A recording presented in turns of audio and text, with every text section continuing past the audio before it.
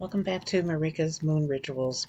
We haven't done a video on the new or full moon in a bit, but after writing the blog for this past full moon in Leo, I've gotten a few messages of confirmation, so I thought it worthy of noting.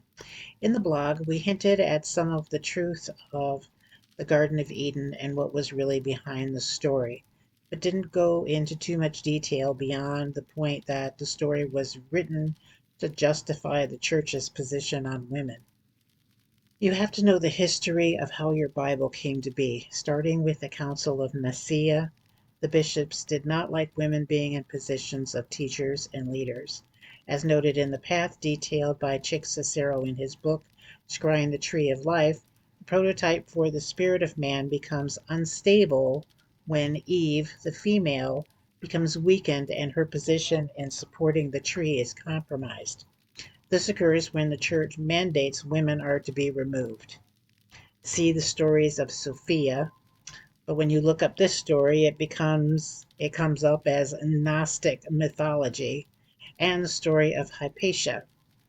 Da'at, the sphere of knowledge, becomes hidden on the tree of life because the truth becomes hidden, except in the so-called mystery schools, which have been forced underground in order to survive. But many of their materials were destroyed.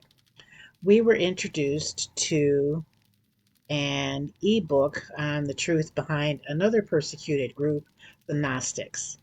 The Gnostics had a rather differing opinion on the church pushing Jesus as the Son of God because they knew him and understood the truth of his message. It's interesting that the writings of the actual disciples were with Jesus, including that of the women, Mary Magdalene included, were excluded from the canonized version of the approved Bible, while the Gospels that are included, that of Matthew, John, Mark, and Luke, were actually written hundreds of years later and not by the actual people that they claim to be authored by. Where are the actual writings of those disciples?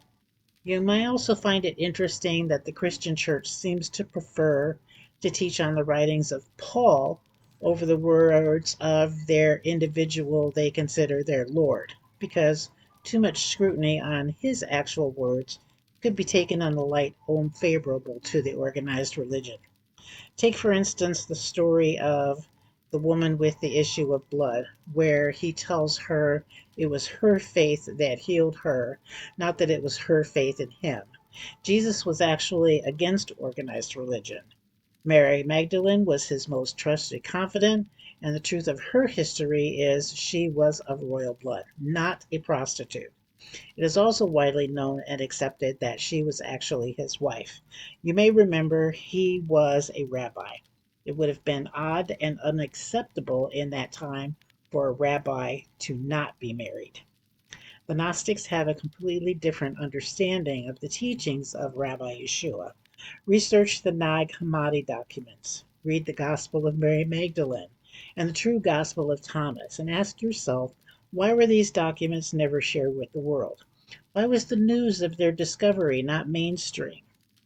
So, if in the garden man is expelled because he has become like the gods, he apparently needs to be prevented from knowing that. The story as written has always bothered me and just simply never rang true. A talking snake tempts the woman, who in turn talks the man into sin.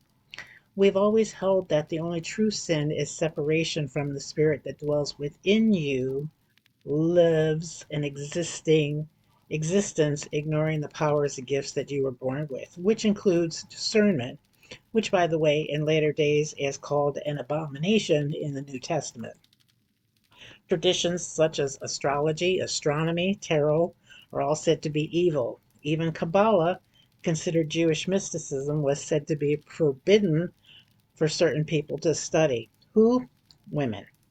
When I was yet in the Messianic congregation, I myself was told that it was evil and it would sway you away from the faith. Seriously? Do not the sages study such things? It was this that was the beginning of my eyes being open and how I began to see the interconnectedness of all things. The church and mainstream society teach against our natural abilities. Psychics are considered witches, women who actually healed people because they understood the earth has provided everything we need, something the church has been able to do except by fraud. Who benefits from keeping mankind ignorant of the truth of who they are? Who is the talking snake speaking with women in the garden? Chicxacero's pathworking stated the garden was located where the rivers crossed, which is located near, which is the Sphera of Tiperet on the Tree of Life, located at the heart center. Dr. Joe Dispenza says when the heart and head are working in sync, our bodies can produce all that we need to be and remain healthy. Does the church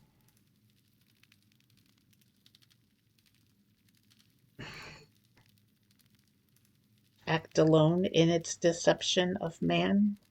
Probably not, but stepping out of that system can be the first move in discovering your true self.